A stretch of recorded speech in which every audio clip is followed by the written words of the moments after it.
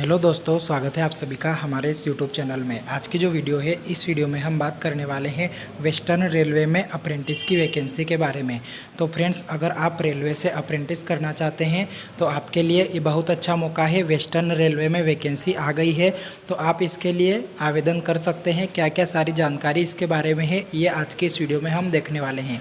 तो आप यहाँ पर देख सकते हैं, भारतीय rail, government of India, ministry of railway, western railway में ये वैकेंसी आई है। इसकी जो स्टार्टिंग डेट है एप्लीकेशन फॉर्म फिलअप करने की, वो है 28/5/2022 और लास्ट डेट जो रहेगी वो 27/6/2022 को शाम को 5 बजे तक रहेगी। यानी कि 1 महीने तक इसके ऑनलाइन एप्लीकेशन फॉर्म जो है वो भराए जाएंगे। इसके बाद यहाँ पर आप देख सकते हैं कि इसकी जो वेबसाइट है, उस वेबसाइट के माध्यम से आप इस नोटिफिकेशन को पूरा डाउनलोड कर सकते हैं। और इसके बाद यहाँ पर लिखा गया है कुछ नॉर्मल कंडीशंस, जिसमें कि यहाँ पर आप एक पॉइंट अगर देखें तो यहाँ पर इस पॉइंट में लिखा गया है कि application can submit their applications online only on RRC website. तो आपको जो है वो ऑनलाइन एप्लीकेशन फॉर्म को फिलअप करना है। और उसके बाद यहाँ पर लिखा है कि आपका जो डॉक्यूमेंट वेरिफिकेशन है वो उस संबंधित डिवीजन एंड वर्कशॉप में होगा।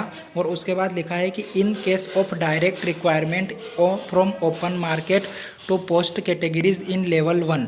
तो यहाँ पर जो है आपको लेवल 1 की जो पोस्ट होती है रेलवे में, उसमें कोर्स कंप्लीटेड एक्ट अप्रेंटिस जिन्होंने रेलवे से अप्रेंटिस की है और जिनके पास एनएसी या फिर नेशनल अप्रेंटिस सर्टिफिकेट है, उन्हें 20% का रिजर्वेशन यहाँ पर दिया जाता है, जो कि प्रेफरेंस आपको यहाँ पर दिया जाएगा।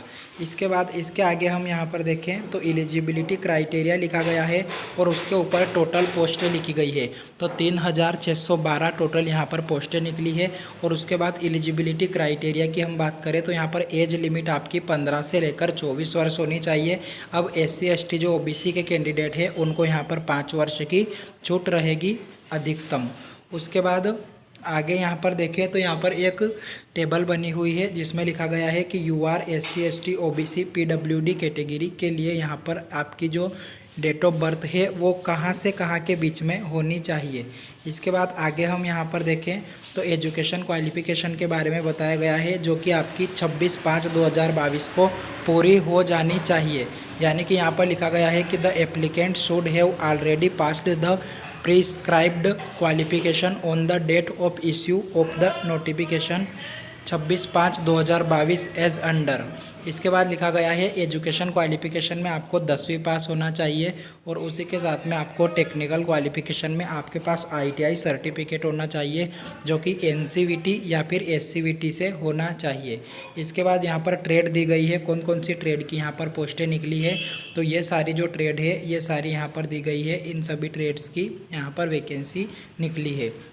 इसके बाद यहाँ पर लिखा गया है ट्रेड वाइज स्लॉट।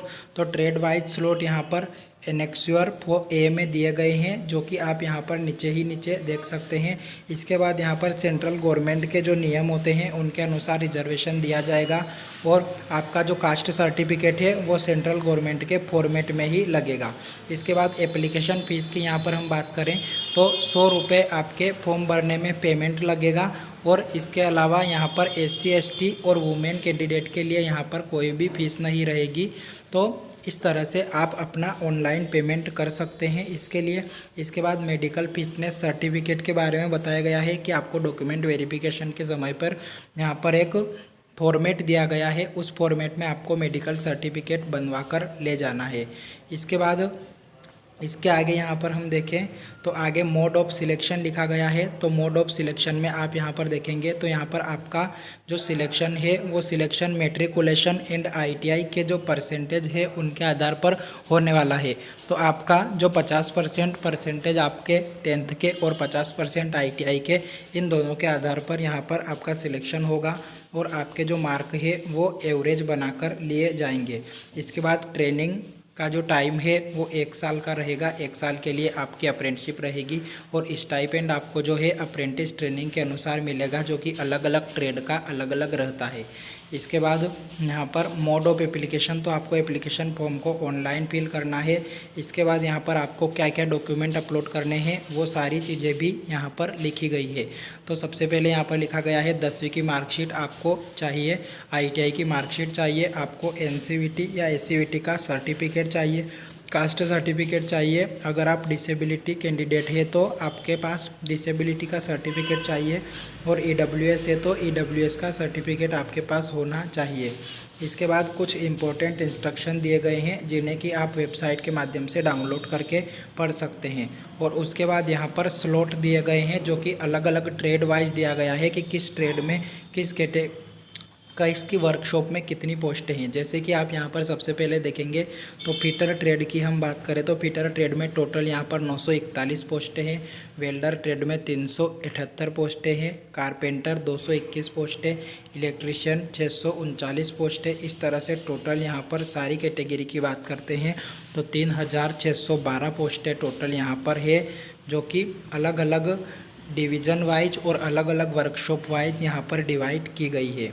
इसके बाद अलग अलग जो डिवीज़न वाइज है वो भी यहाँ पर दिखाई गई है कि किस कैटेगरी की कितनी है, तो ये भी आप इस तरह से यहाँ पर देख सकते हैं, जो कि यहाँ पर नीचे की लाइन में सारी जानकारी दिखाई गई है। इसके बाद इस पूरे एप्लीकेशन फॉर्म के लास्ट में यहाँ पर कुछ फॉर्मेट दिए गए हैं जो कि आपको डाउनलोड कर लेने हैं, और अगर आपका सिलेक्शन होता है तो आपको यहाँ पर वेरिफिकेशन की टाइम पर इन्हीं फॉर्मेट में अपने सारे डॉक्यूमेंट को ले जाना है। तो इस तरह से फ्रेंड्स आपके सारी चीज़ें समझ में आ गई होगी। अगर इसके बारे में आपको कोई जानकारी चाहिए तो आप कमेंट के माध्यम से भी पूछ सकते हैं।